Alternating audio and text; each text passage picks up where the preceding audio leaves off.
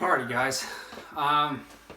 Mentally, I have been just exhausted on AMC, and part of it is I think that's just kind of how these algorithms are actually designed to work. And knowing that gives me a lot of reassurance that AMC will have its day. But for right now, I think today we opened up like pre-market. We're like $20, 50 cents, $21, really low.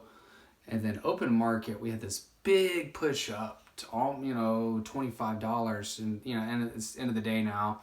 We're at $24.50 or something. But I think what that was, I was watching some videos, there's a very strong algorithm that will buy at that $20.50 mark. And it's based off of a fib retracement is where it will land and buy. And I didn't see a lot of, like, they wouldn't, for whatever reason, it wouldn't get over $25 today much. I think we're getting a fake out where the thing came in and bought today. If anybody's heavily shorting the stock, they just wait until tomorrow till the algo's done buying, and then they hammer it again. Because I still think if you look at the larger, a lot of people say that we're in the same fractal from January. And maybe we are, maybe we're not. But is there still more downside?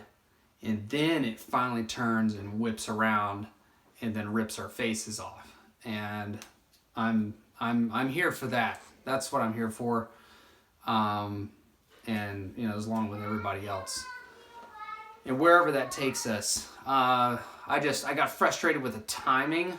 My timeline was too crunched, and it's kind of both. It's like the timeline that we're in is, you think that it's gonna just bleed down in here into $15 or $12, and then just go up to infinity.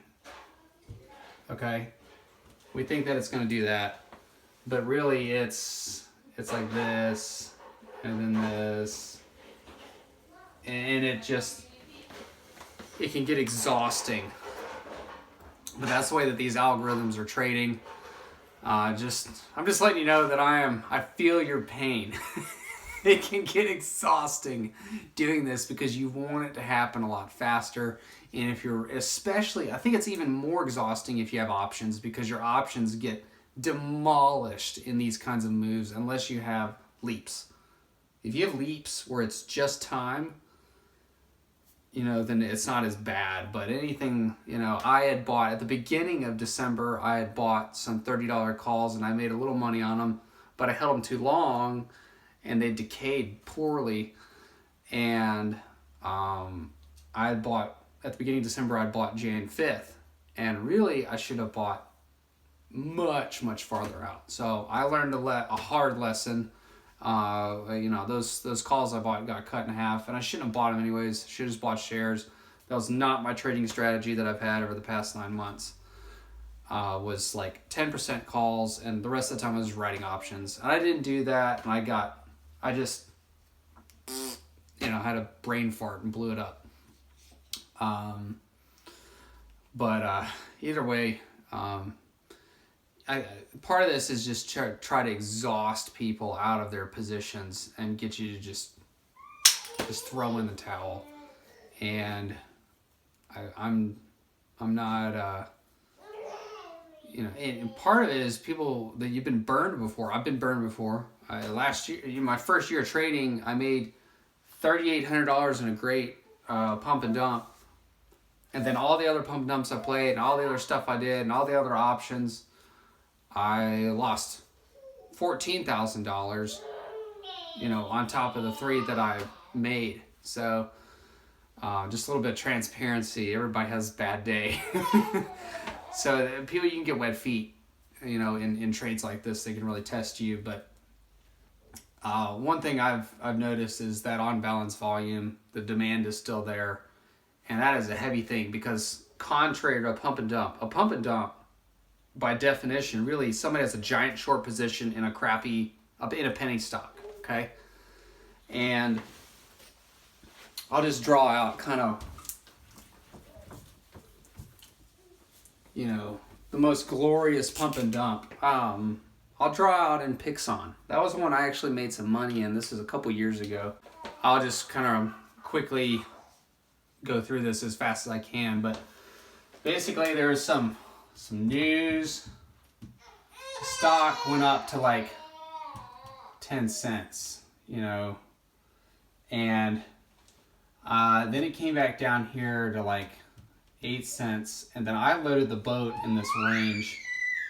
I was like, I literally knew nothing. I just saw there was some activity, and the stock shot up to 80 cents, okay? And I had a bunch of money up here. I thought it was going to keep going. I thought it was going to explode and go to the moon. It tanked. And I remember selling at 24 cents, okay? I made like 3,700. I took 1,000 and it went to 3,700.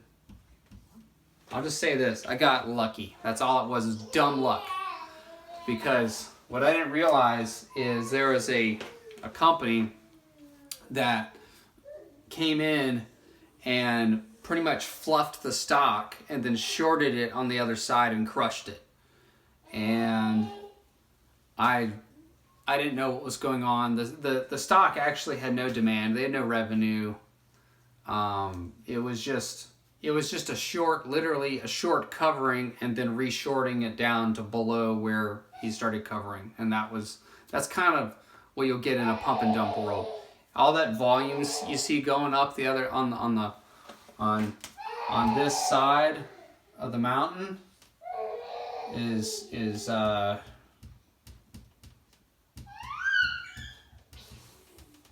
okay. They'll cover up here and then they'll re-short. Okay. I mean, it's and this is in stocks where there's